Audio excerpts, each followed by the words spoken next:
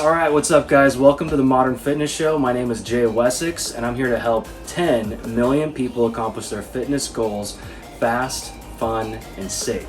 Using the latest and most current research in biology and fitness, we're going to teach you the most effective and safe methods for increasing muscle, losing fat, increasing longevity, and having lifelong health. I guarantee you that if you watch these videos in their entirety, you will be 20% more effective at accomplishing your fitness goals. Let's go. Alright guys, welcome to the Modern Fitness Show, episode number 1. Stop taking estrogen blockers now.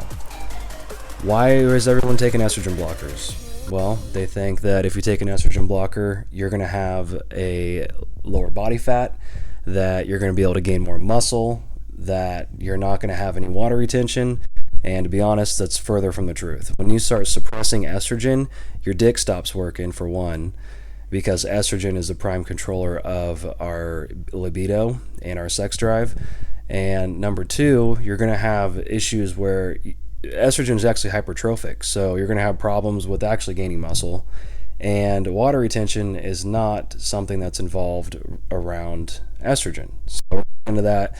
We're going to cover that in this video. We're going to cover where our estrogen levels should be. We're going to cover what we can do with our testosterone levels and making sure that it's a really simple method to actually follow. And we're also going to go through why estrogen is beneficial and why we need estrogen. And we're also going to go through what the myths and kind of debunk some of them through this video to make sure that you don't do the same problem that everybody else is doing by suppressing estrogen. All right, let's get to it.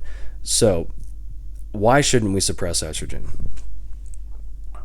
Well, estrogen is revolved inside the skeletal muscle to have muscle regeneration. It's a regeneration for satellite muscles and lipid metabolism, which basically just means we're going to have more cells more efficiently inside the muscle with higher levels of estrogen. Estrogen also will increase the quality of our ATP inside the mitochondria, and that's just going to have a beneficial effect to the quality of our muscle. Also, taking low dosages of estrogen or having low estrogen in the body is going to have an effect on the death of cells inside the mitochondria, and it's also going to have an issue with the amount of cells in the mitochondria. So with having high levels of estrogen, we're going to have more cell growth, and we're going to have a better, higher quality ATP inside the mitochondria. Moving forward, let's talk about the actual benefits of estrogen. So estrogen in and of itself is a hypertrophic pathway, which, I mean, it's going to help us gain muscle. So why would we cut it out? Next, it's also a cognitive protective. So specifically trenbolone, it stores plaque inside the brain. Trenbolone does in higher dosages. That's been studied and proven. So to prevent issues like that, keeping estrogen high is super critical. If you lower estrogen too much, I mean, you're more at risk of psychosis, at risk of dementia, at risk of like sundowners when you get older, of Alzheimer's, and just all around lowering estrogen just is a terrible idea when it comes to cognitive functioning. We need estrogen in there so that we can keep our brains in tip-top shape. Next, estrogen is also cardioprotective, so it's going to help with heart remodeling. It's going to keep us in a heart healthier environment for the body, and it's going to help in cardio. It's going to help keep that left ventricle from growing too much. It'll help pump blood through the body more efficiently. So what's the number one killer? Cardiovascular disease, so let's not have that happen to us. Next, estrogen is also renal protective, which basically just helps protect the kidneys from deleterious effects of high androgens. So taking steroids in general has deleterious effects to the body and the kidneys specifically, so let's prevent that by keeping estrogen high. Next, what's the correct way to control estrogen? Well, we use as much testosterone that we can possibly tolerate as a male without needing an AI. Really simple. You take as much testosterone as you can possibly take without experiencing any side effects, such as gyno, such as edema or water retention, moon face and whatnot.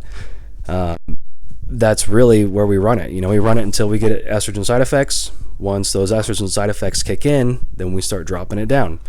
I mean, I can personally run testosterone at 800 milligrams per milliliter, or excuse me, 800 milligrams per week without any estrogen side effects. So that's kind of my dosage.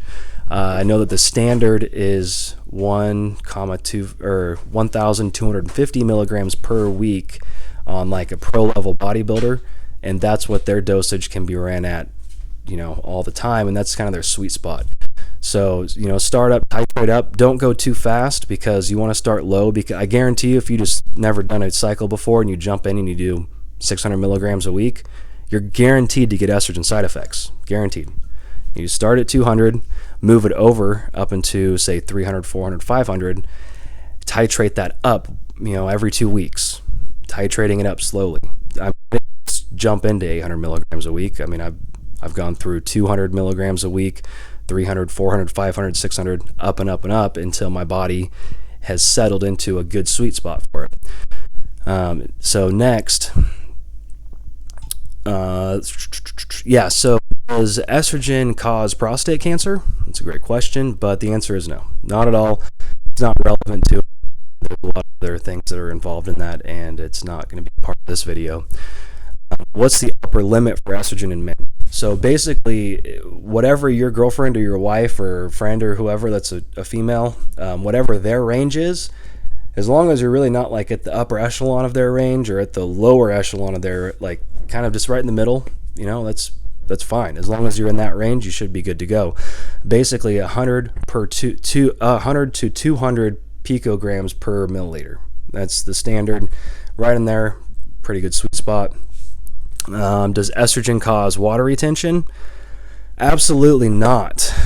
Estrogen is not responsible for water retention. Everyone thinks so. Why do they think so? I don't know. You know, nobody knows. Maybe it's just old bro science. So the really simple, we'll make another video about this later because it is a lot of information involved around water retention and what actually causes it. But simply put, it's the renal angiotensin aldosterone system. I know, right? It's that system that's involved with the increase in water retention and specifically angiotensin 2 rising. So once angiotensin 2 rises, so does water retention.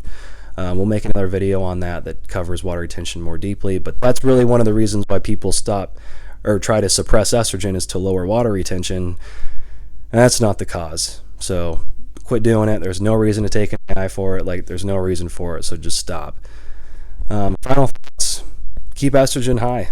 I mean, you're not going to get super emotional like if you're not, unless you're taking copious amounts of gear, you're going to be pretty flatlined. So unless you're already an emotional person, this testosterone and estrogen and our hormones will make us more of who we are as an individual. So just keep that in mind, that you're not going to be super emotional. You know, there's really no reason to suppress estrogen. As a matter of fact, we should never do it, because if we're having estrogen side effects, we need to lower our dosage of hormones. So we need to lower testosterone, might need to lower masteron. We're going to go into why I think that testosterone, masteron, primo, and some HGH and a little bit of tren is kind of the like golden ratio of I'd say a cutting cycle, or for a bulking cycle, primo, masteron, and test, and HGH. So we're going to go into that later. Go ahead and like the video if you got any benefit to it, and I hope that this video made you 20% more knowledgeable.